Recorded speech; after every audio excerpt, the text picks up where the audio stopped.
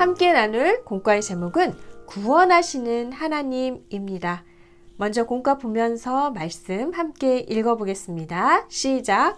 내가 애굽 땅을 칠 때에 그 피가 너희가 사는 집에 있어서 너희를 위하여 표적이 될지라. 내가 피를 볼 때에 너희를 넘어가리니 재앙이 너희에게 내려 멸하지 아니하리라. 출애굽기 12장 13절 말씀. 아멘. 자, 이스라엘 백성들은 애굽에서 이렇게 노예로 고통받고 있었습니다. 그러나 하나님께서는 그 고통을 보시고 부르짖음을 들으시고 놀라운 방법으로 구원해 주십니다. 살려주십니다. 오늘 이 이야기를 통해서 우리의 구원의 길은 예수 그리스도, 우리의 어린 양 되신 예수님밖에 없음을 다시 한번 붙들게 됩니다. 우리 말씀 그림을 살펴봤는데요. 순서대로 오리고 공과지에 붙여가며 다시 한번 주신 말씀 새겨보겠습니다. 먼저 말씀 그림을 오려보겠습니다.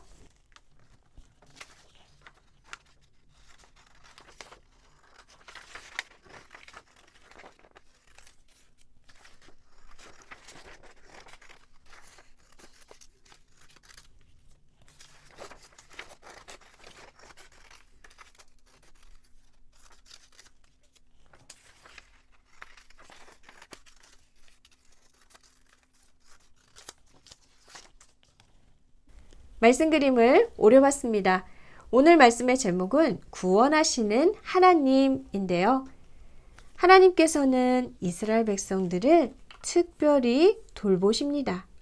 자, 이스라엘 백성들이 애굽 땅에서 노예로 고통스럽게 살아가고 있었어요. 이스라엘 백성들이 그 고통 속에서 하나님께 기도했고 하나님은 그 기도를 들으십니다. 붙여보겠습니다. 하나님께서는 아브라함과 이삭과 야곱에게 하신 그 약속을 기억하시고 이스라엘 백성들을 구원하십니다. 자, 어떤 방법으로 구원해 주셨나요? 이스라엘 백성을 구원하기 위해서 애굽에 무서운 재앙을 내리셨습니다. 그러나 이스라엘 백성들에게는 살 길을 알려주셨어요. 어떻게요? 어린 양을 죽여서 그 피를 문에 바르면 살 수 있었습니다. 재앙을 피할 수 있었습니다. 붙여보겠습니다.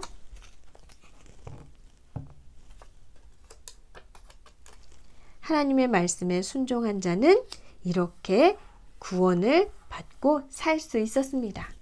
자, 오늘 이 말씀을 통해서 하나님께서 우리에게 주신 구원의 방법이 무엇인지를 다시 한번 우리가 붙들게 됩니다.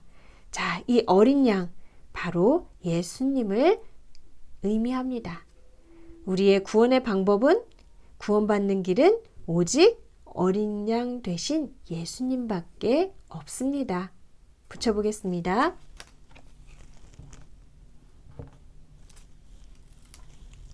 다른 어떤 방법으로도 우리는 구원받을 수 없습니다.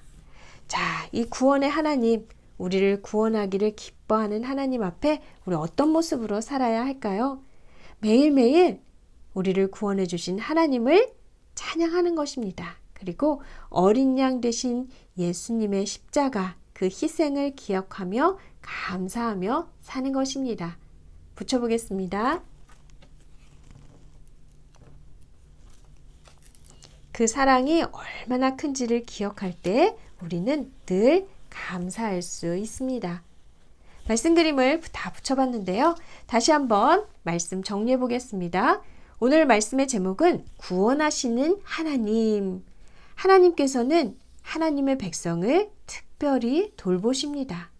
고통 속에서 신음하며 부르짖는 하나님의 백성의 기도를 들으시고 놀라운 구원의 방법을 알려주시고 구원해 주십니다. 어린 양의 피를 바르면 그 재앙을 면할 수 있었습니다. 오늘 이 이야기를 통해서 우리는 하나님께서는 우리를 구원하실 유일한 방법 예수 그리스도를 보내주셨다는 사실을 보게 되었습니다. 구원의 길은 오직 어린 양 되신 예수님밖에 없습니다. 그 예수님의 희생과 그 사랑을 기억하며 늘 감사하는 우리의 삶이 되기를 간절히 소원합니다.